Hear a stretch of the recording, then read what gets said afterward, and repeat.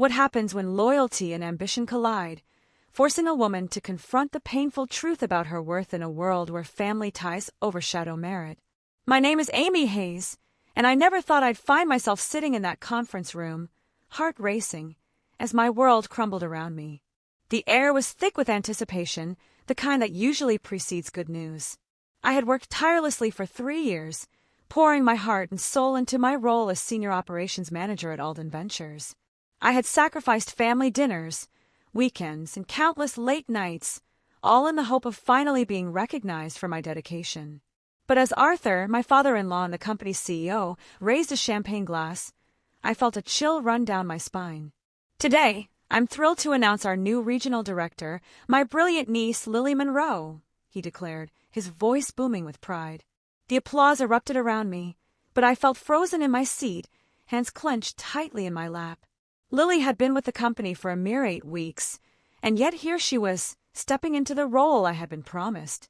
I forced a smile, but it felt hollow, like a mask I was wearing to hide the betrayal that cut deep. As the clapping continued, I glanced at Arthur, searching for any sign of remorse in his eyes. Instead, I saw a flicker of something else, perhaps guilt or defiance, but it vanished as quickly as it appeared. Amy has been such a wonderful mentor to Lily already, he continued, his patronizing tone grating on my nerves. I know she'll support our new director in any way she can. Support. The word tasted bitter in my mouth. 3 years of hard work, and now I was expected to help someone else take my place. I could feel the sympathetic glances from my colleagues, some avoiding eye contact entirely, while others offered half-hearted smiles. Margaret from accounting patted my shoulder as she walked by, whispering, "I'm so sorry, honey." I closed my office door behind me, the weight of the world pressing down on my shoulders. My nameplate still read Amy Hayes, Senior Operations Manager, but it felt like a lie now. I had been passed over, and everyone knew it. My phone buzzed with a text from Joseph, my husband. "How did the announcement go?" I stared at the message, my heart heavy. "Well, top tonight," I typed back, knowing I had to face him and explain the devastation I felt. The rest of the day passed in a blur of forced normalcy, answering emails and attending meetings while my mind replayed the moment of betrayal over and over. I was left questioning everything, my loyalty, my worth, and what it meant to be part of this family. The aftermath of that fateful announcement felt like a heavy fog settling over my life. After the meeting, I walked back to my office on unsteady legs, the applause still ringing in my ears, but it felt like a distant echo. I closed the door behind me, seeking refuge from the world outside, but the silence only amplified my thoughts. I stared at the wall where my Employee of the Year certificates hung, reminders of my dedication and hard work. They felt like relics of a past that no longer mattered. As I sat at my desk, my phone buzzed again. It was Joseph, checking in. "How did the announcement go?" he asked. I hesitated, my fingers hovering over the screen. How could I explain the betrayal I felt? "Well, top tonight," I finally replied, knowing I had to face him and share the weight of my disappointment. The rest of the day dragged on, each hour feeling like an eternity. I answered emails and attended meetings, but my mind was elsewhere, replaying the moment when Arthur had announced Lily's promotion. Every time I glanced at my colleagues, I could see the pity in their eyes. Some offered sympathetic smiles, while others avoided my gaze altogether. Margaret from accounting had patted my shoulder, whispering, "I'm so sorry, honey," as if that could somehow ease the sting of betrayal. I felt like a ghost in my own life, invisible and overlooked. By the time I left the office, the sun was setting, casting a warm glow over the parking lot. But I felt cold inside, the chill of disappointment wrapping around me like a shroud. I climbed into my car, staring at the steering wheel, and took a deep breath. I had given everything to this company, and now I was being asked to support someone who had barely scratched the surface of what it meant to lead. When I finally arrived home, Joseph was waiting for me, his expression a mix of concern and curiosity. "How was your day?" he asked, pulling me into a warm embrace. I could feel the tension in my shoulders begin to ease, but the weight of my emotions was still heavy.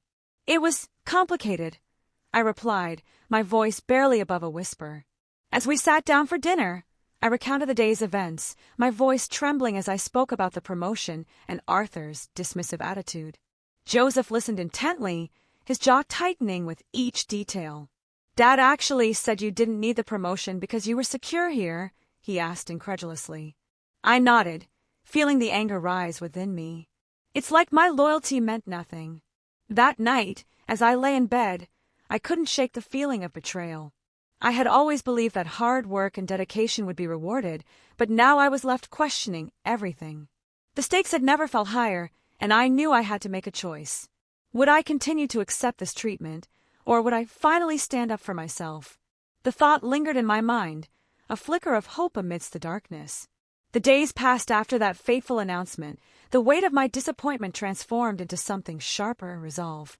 Each morning, I walked into the office with a smile plastered on my face, but inside, I felt like a ticking time bomb. The hollow congratulations from my colleagues and the patronizing remarks from Arthur only deepened my sense of betrayal. I had spent years building my career, and now I was being asked to mentor someone who had barely begun to understand the complexities of our work. One evening, after another exhausting day of pretending everything was fine, I sat at the kitchen table with Joseph. The warm light from the overhead fixture cast a comforting glow, but it did little to ease the turmoil inside me. "You've been quiet lately," he said, concern etched on his face. I sighed, pushing my plate away, the lasagna he had made untouched. "I just don't know what to do anymore," I admitted, my voice trembling. "I feel like I've been overlooked, like my hard work means nothing." Joseph reached across the table, taking my hand in his.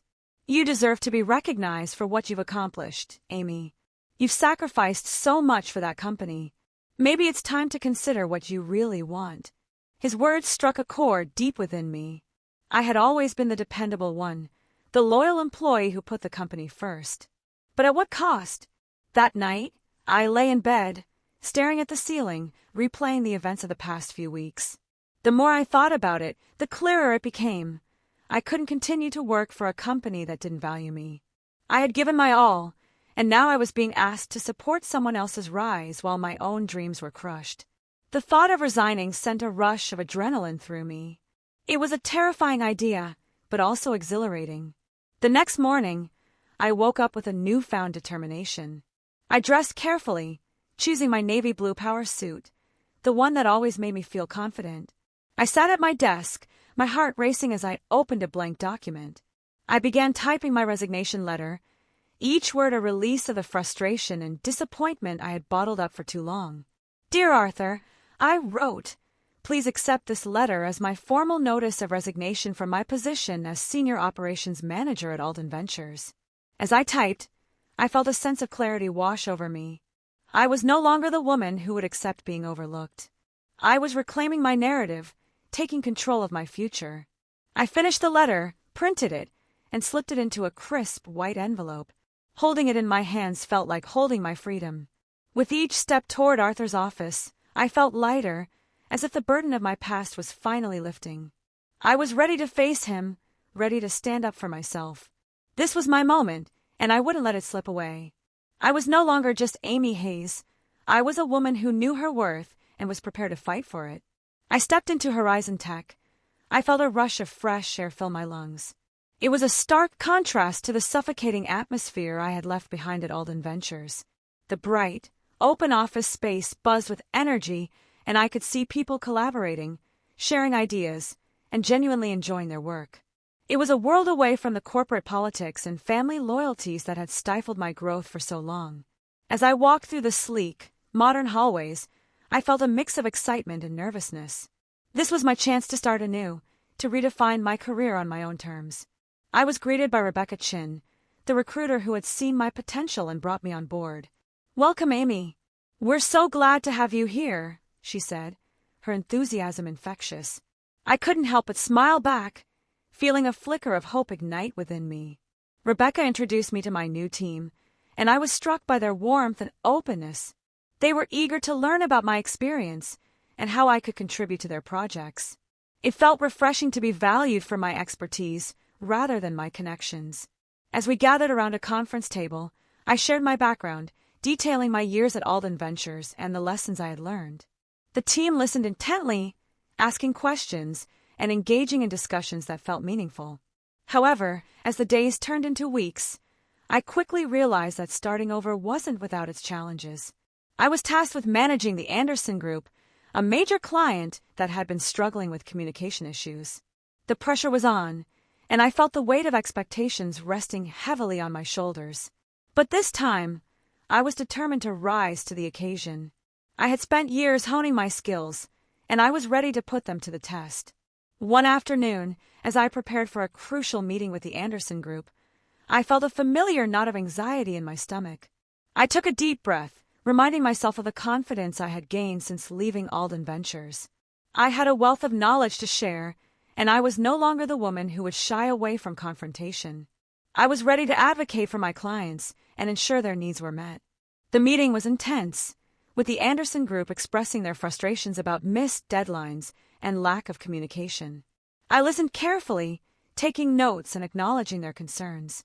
When it was my turn to speak, I felt a surge of determination. I understand your frustrations, and I want to assure you that we are committed to improving our communication and service, I said, my voice steady. Let's work together to create a plan that addresses your needs and ensures we meet your expectations moving forward. As the meeting progressed, I could see the tension in the room begin to ease. I proposed a new communication strategy that included regular updates and check-ins, ensuring that the Anderson Group felt valued and heard. By the end of the meeting, we had not only retained their business but also expanded their contract by 40%. The sense of accomplishment that washed over me was exhilarating. I had faced my fears and emerged victorious. In the weeks that followed, I continued to build strong relationships with my colleagues and clients.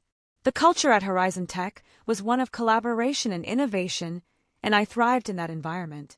I was no longer just a cog in the machine. I was a valued contributor, and my ideas were welcomed and implemented. I felt a sense of belonging that I had longed for during my time at Alden Ventures.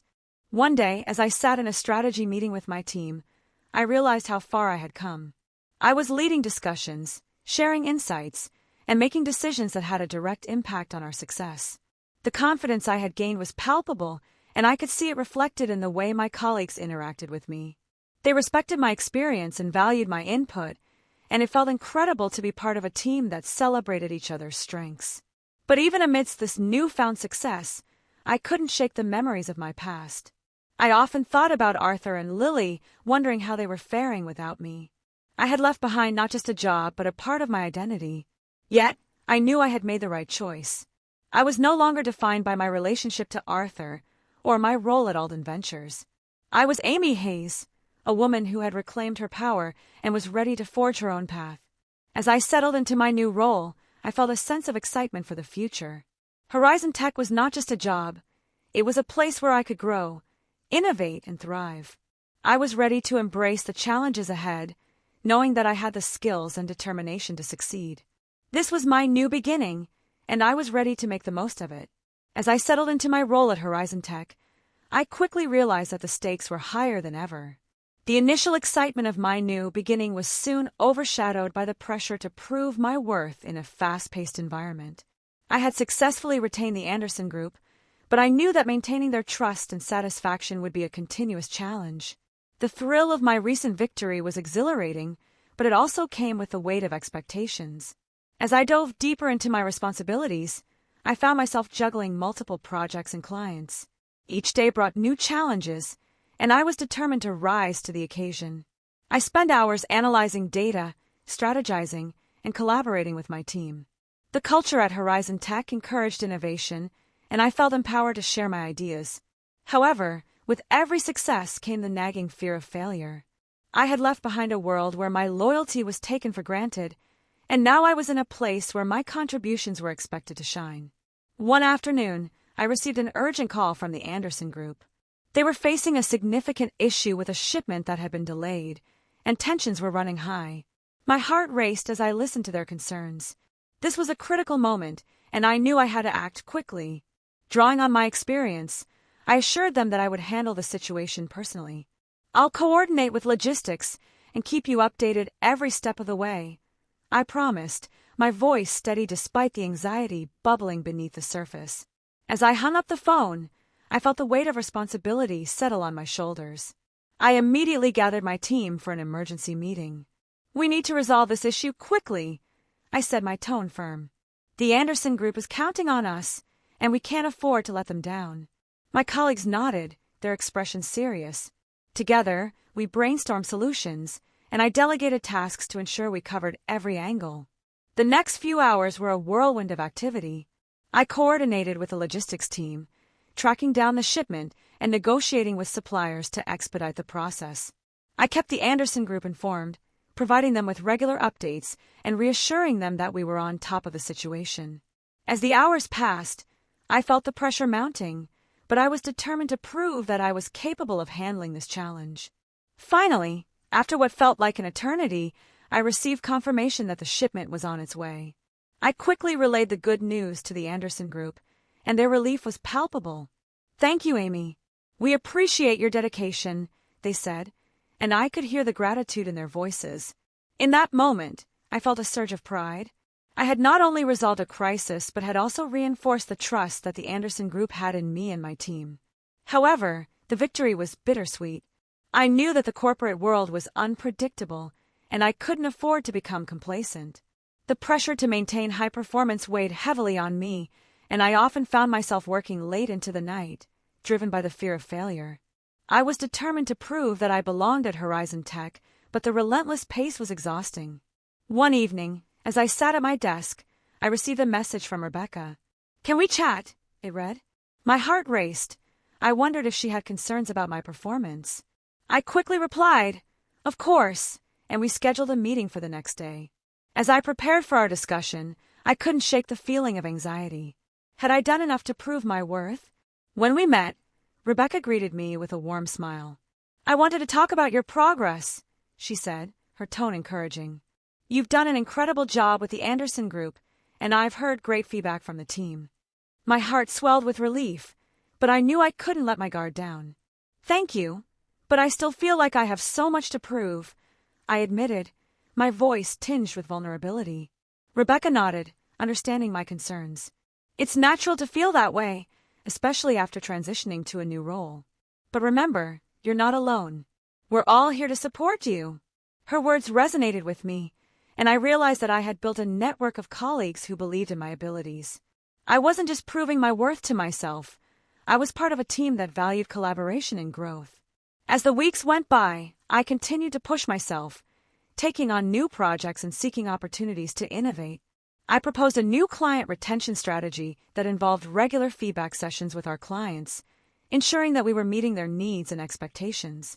The team embraced the idea, and I felt a renewed sense of purpose. I was no longer just trying to prove my worth. I was actively contributing to the success of the company. But with every success came new challenges. I knew that the corporate landscape was ever-changing, and I had to stay ahead of the curve. I began attending industry conferences and networking events, eager to learn from others and share my insights. Each interaction reinforced my belief that I was on the right path, and I was determined to make my mark at Horizon Tech. As I reflected on my journey, I realized that proving my worth was not just about achieving success, it was about embracing my identity as a professional.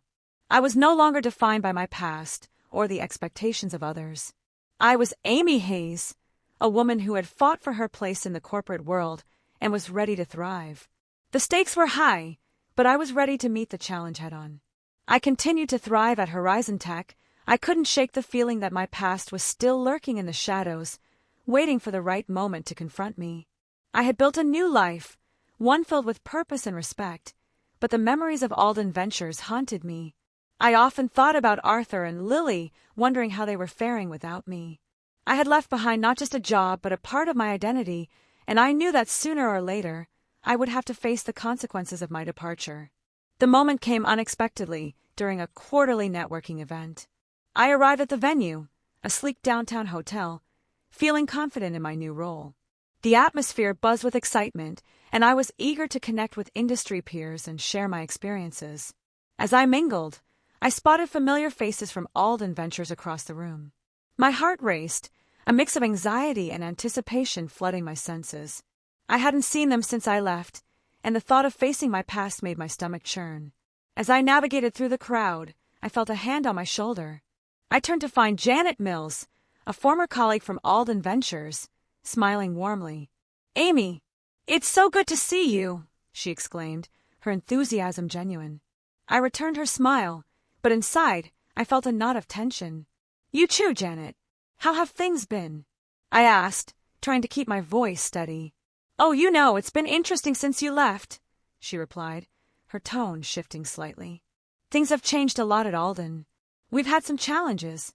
My heart sank at her words. I had heard whispers about the company's struggles, but hearing it from someone who had been there made it all too real. "I hope everyone is doing okay," I said, genuinely concerned. Before she could respond, I felt a presence behind me. I turned to see Arthur approaching, his expression unreadable. "Amy," he said, his voice steady but lacking warmth. "I didn't expect to see you here." The air between us felt charged, a mix of unresolved tension and unspoken words. I took a deep breath, steeling myself for this confrontation. "Arthur," I replied, keeping my tone professional. "It's been a while." I could see the surprise in his eyes, but he quickly masked it with a practiced smile. "I hope you're doing well at Horizon Tech. I've heard good things." His words felt hollow, a thin veneer over the reality of our past. "Thank you," I said, my voice firm. "I'm enjoying the new challenges." The conversation felt like a dance, each of us carefully navigating the unspoken history that lay between us. I could sense the discomfort radiating from him, and it fueled my determination to confront the truth. "Listen, Amy," Arthur began, his tone shifting to something more serious. "I know things didn't end well at Alden. I want to talk about that." My heart raced at his admission. This was the moment I had been waiting for, the chance to express the hurt and betrayal I had felt. "What's there to talk about, Arthur?" I replied, my voice steady. "You made your choice clear when you promoted Lily over me." He shifted uncomfortably, his hands fidgeting with his wedding ring. "Business decisions can be complicated. I thought it was what was best for the company." I felt a surge of anger rise within me. "Best for the company? Or best for your family?" I shot back, my voice rising slightly. "You overlooked my dedication and hard work for the sake of family loyalty. I was left to train my replacement without even being told that's what I was doing." Arthur's expression hardened, but I pressed on. "You told me I was secure, that I didn't need the promotion. But what you really meant was that I was expendable. I was just a placeholder until someone with fresh ideas came along." The words spilled out, each one a release of the frustration I had bottled up for so long. "I never meant to hurt you, Amy," he said, his voice softer now. "You were family." The irony of his words stung. "Family? Is that what you call it? Because family looks out for each other, Arthur. You didn't look out for me. You chose to prioritize connections over competence, and now your company is suffering for it." The tension in the air was palpable, and I could see the realization dawning on him. "I understand that now," he admitted, his voice barely above a whisper. "But it's too late to change the past." I took a deep breath, feeling a mix of anger and sadness. "You're right. It is too late. But I've moved on, and I'm not looking back." As I turned to walk away, I felt a sense of closure wash over me. I had confronted my past, and in doing so, I had reclaimed my power. I was no longer defined by my relationship to Arthur or my role at Alden Ventures. I was Amy Hayes, a woman who had fought for her place in the corporate world and was ready to thrive. The confrontation had been difficult, but it was a necessary step in my journey towards self-acceptance and empowerment. I stepped into the future, ready to embrace whatever came next. I walked away from Arthur that night. I felt a profound sense of empowerment wash over me. The confrontation had been a long time coming, and finally voicing my feelings of betrayal and disappointment had lifted a weight I hadn't realized I was still carrying. I had faced my past, and in doing so, I had reclaimed my narrative. The journey to this moment had been fraught with challenges, but I was ready to embrace the future with open arms. In the weeks that followed, I continued to thrive at Horizon Tech. The energy in the office was infectious, and I found myself more engaged than ever. I was no longer just trying to prove my worth. I was actively contributing to the success of the company. My new client retention strategy was gaining traction, and I was receiving positive feedback from both my team and our clients. Each success reinforced my belief that I belonged here, that I was valued for my skills and contributions. One day, as I prepared for a presentation to the executive team, I felt a familiar flutter of nerves. This was a significant opportunity to showcase the results of my efforts and solidify my place within the company. I had gathered data on our client satisfaction rates and the improvements we had made since implementing my strategy. As I stood in front of the room, I took a deep breath and began my presentation. Thank you all for being here today. I started, my voice steady. I'm excited to share the progress we've made with our client retention initiatives. As I spoke, I could see the interest in their eyes, the nods of approval as I outlined our successes.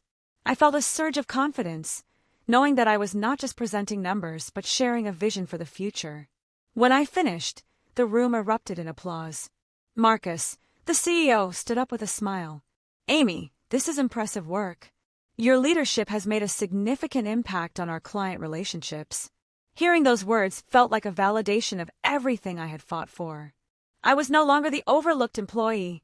I was a leader in my own right. Later that evening, as I sat at home with Joseph, I shared the news of my successful presentation. His eyes sparkled with pride as he wrapped his arms around me. I knew you could do it, Amy.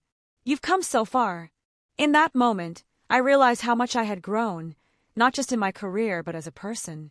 I had learned to advocate for myself, to recognize my worth, and to embrace the opportunities that lay ahead. As I reflected on my journey, I felt a sense of closure regarding my time at Alden Ventures. I had faced the pain of betrayal, confronted my past, and emerged stronger. I understood that my experiences had shaped me, but they did not define me. I was ready to move forward, to continue building my career on my own terms. The next day, I received an invitation to Alden Ventures' annual awards dinner. As I read the embossed card, I felt a mix of emotions. Part of me was hesitant to return to a place that had once caused me so much pain, but another part of me recognized it as an opportunity for closure. I decided to attend, not to relive the past, but to celebrate how far I had come. At the dinner, as I walked into the familiar ballroom, I felt a sense of empowerment. I was no longer the woman who had been overlooked. I was a confident professional who had carved out her own path. When it was my turn to speak, I shared my journey, emphasizing the importance of recognizing one's worth and the value of loyalty that is mutual. As I left the event that night, I felt a sense of completion. I had closed a chapter on my past and opened a new one filled with promise and potential. I was Amy Hayes, a woman who had fought for her place in the world and was ready to embrace whatever came next. The journey had been long, but it had led me to a place of empowerment and closure, and I was excited for the future.